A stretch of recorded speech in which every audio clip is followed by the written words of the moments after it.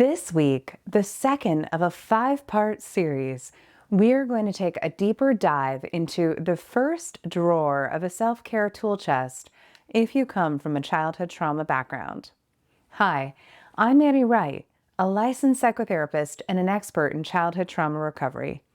Every bit of my work, including today's episode, is designed to support those who come from childhood trauma backgrounds to have the best adulthood possible. I'm so glad you're here, and I hope that even one idea I share today feels helpful to you.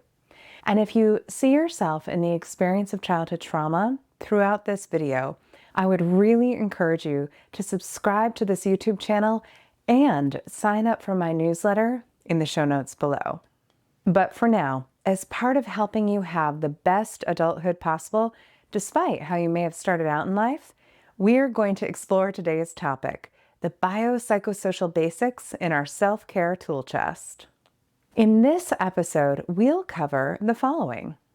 What do the biopsychosocial basics even mean? And a biopsychosocial basics self-care tool chest evaluation checklist. Before we dive into today's topic, I just want to say again, I hope one idea, even one idea from what I share, resonates with you and feels helpful. But beyond that, very importantly, as you listen to this episode, no matter where you are in life today, please remember, no matter where you're starting from, change is possible. Okay, so to begin, let's discuss, what do the biopsychosocial basics even mean? I gave a high-level overview of what this means in my last episode, but to reiterate again, the biopsychosocial basics refer to a comprehensive approach to health and well-being that integrates biological, meaning physical health, psychological, meaning mental and emotional health, and social, meaning relationships and support systems, all these factors. So think of them like the building blocks of mental and emotional well-being. They are fairly obvious basics that every human being should be kind of striving to achieve to maintain mental and emotional wellness, regardless of whether or not they come from a relational trauma background.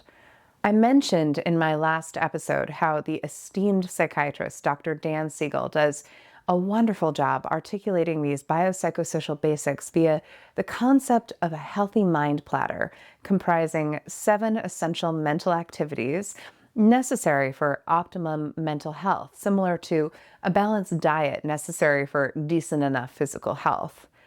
These activities include sleep, physical activity, focus time, time in, downtime, playtime, and connecting time, all of which contribute to a well-rounded and healthy mind.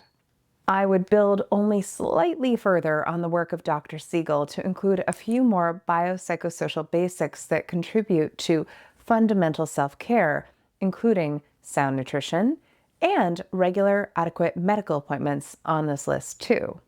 Now, to help you get curious and actionable about which of these tools are currently in drawer 1, the biopsychosocial basics of your own proverbial self-care tool chest, I developed this high-level checklist that combines Dr. Siegel's Healthy Mind Platter with those other key areas I mentioned. So go through this checklist with me on this video, and as you do, I invite you to reflect on how frequently or how well you engage in each self-care activity by listening to them one by one and then asking yourself, I do this. Rarely. I really don't do that this well, unfortunately. Sometimes I do this, but I'm pretty average at it.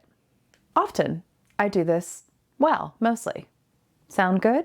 So again, as I read this list to you, as I share this information with you around the biopsychosocial basics, you're going to listen to me and then you're going to think to yourself, I do this rarely, I do this sometimes, or I do this often. The idea here is not to, be self-critical or anything like that, but rather to get a sense of where, if anywhere, you might need to improve your own biopsychosocial basics to enhance that tool in your proverbial self-care tool chest. Sound good? Okay, Let's get started with the basics of the self-care tool chest evaluation checklist. Physical self-care. Number 1, sleep. So copious amounts of research show us that sleep is crucial for cognitive functioning, emotional regulation, and overall well-being. So how well are you tending to yours? How well are you tending to your sleep? You do this rarely. You do this not very well, unfortunately. You do this sometimes well, but you're kind of average at it, or you do it often. You do it well. 2, nutrition. We've all heard it before, but it bears repeating. Consuming a diet rich in fruits, vegetables, healthy fats, nuts, and fish, such as the Mediterranean diet, is associated with a reduced risk of developing psychiatric symptoms like depression and anxiety. Conversely, a Western diet high in processed foods increases this risk. So is this a priority for you? Reflect on this. I do this rarely. I really don't do this well, unfortunately. Sometimes I do this. Often I do this well, mostly. Item number 3, physical exercise. Regular exercise releases endorphins, which help reduce stress and improve mood. Studies have shown that individuals who engage in regular exercise experience fewer days of poor mental health and significant reductions in symptoms of depression and anxiety.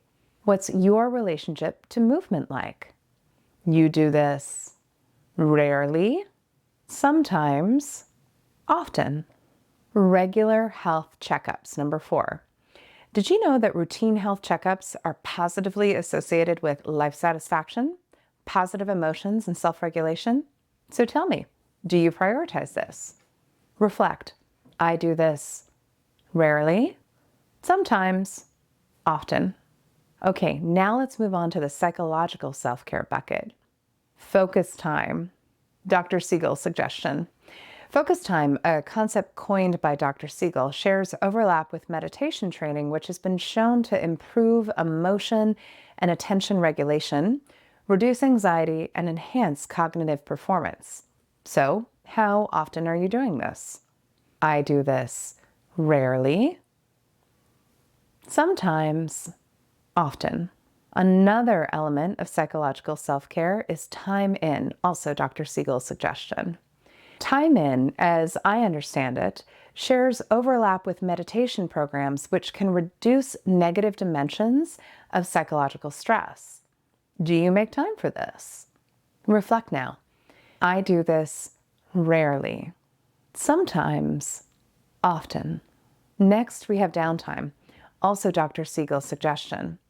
Studies have shown that engaging in leisure activities that don't have specific goals, such as reading or napping, can lead to improved mental health. Do you do this? If so, how often? Reflect with me. I do this rarely, sometimes, often.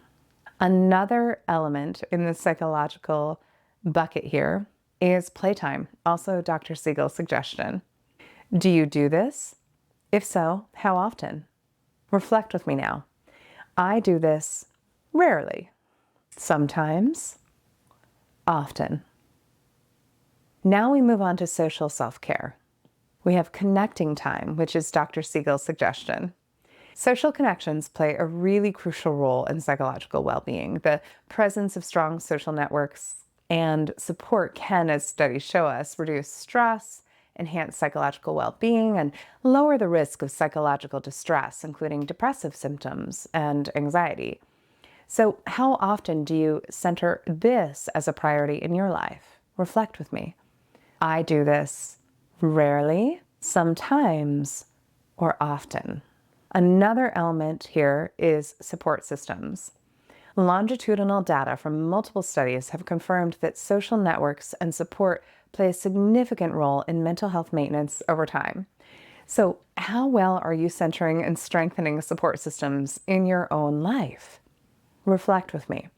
I do this rarely, sometimes, often. Okay, so I invite you to do a little further reflection with me. Use this list of questions to think through how frequently or well you do each of your own foundational self-care activities. After hearing me say each section to you, consider the following prompts as well.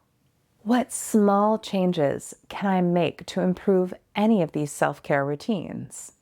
Which areas need more attention and how can I address them? What specific steps can I take to better incorporate these practices into my daily life? By addressing these questions and integrating these basics, you can better fill drawer 1 of your proverbial self-care tool chest and enhance your overall well-being. Okay, now I'd love to hear from you. Did this checklist feel helpful to you as you begin to think about the biopsychosocial basics in your own self-care tool chest? Which of these tools do you do particularly well, and which one might need a little more time and energy to develop? What might you choose to do to build that tool further? If you feel so inclined, please leave a message below so that others can benefit from your share and wisdom. You just never know who on the other side of the world you might be helping when you share your story. Finally, if you're still not sure if this content applies to you, if you're still not sure if you come from a childhood trauma history or deal with its impacts as an adult, I would invite you to take my signature quiz, Do I Come from a Childhood Trauma Background? It's a 5-minute, 25-question quiz I created that can be incredibly illuminating and that will point you in the direction of a wide variety of resources that can be of further and immediate help to you. Plus, when you take the quiz, you'll be added to my mailing list, where you'll receive twice-a-month letters from me sharing original, high-quality pieces with accompanying YouTube videos and audios you can stream, all devoted to the topic of childhood trauma recovery, and where I share more about me as a person, my life, and how I'm journeying through my own childhood trauma recovery and general adulthood. My newsletters are the only place where I share intimate glimpses into my life, including photos, the resources that are supporting me, the things I've discovered that delight me, words that are uplifting me, the practices that nourish me, and more. So please, be sure to sign up for my mailing list, whether or not you want to take the quiz. I'll link to both of these things in the show notes below. Finally, thank you so much for listening to me today. I truly hope that even a small part of what I shared today felt helpful to you. If you found value in this information and would like to stay connected with my latest content, please consider giving the episode a like. It helps more than you know. Also, subscribing to my channel and turning on the notification bell ensures you're always up to date with my newest episodes. I appreciate your support and look forward to continuing this journey with you. So thank you. And until next time, please take such good care of yourself. You're so worth it.